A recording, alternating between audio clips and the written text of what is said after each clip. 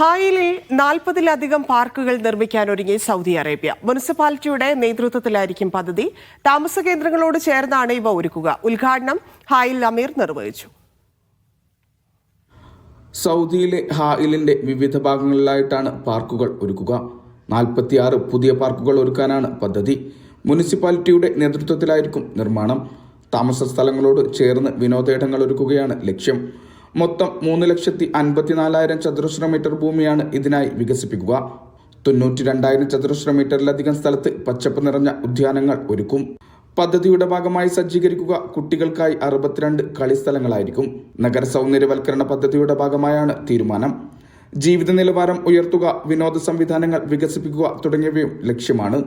Vishal Cherpulassery, media 1, Riyadh.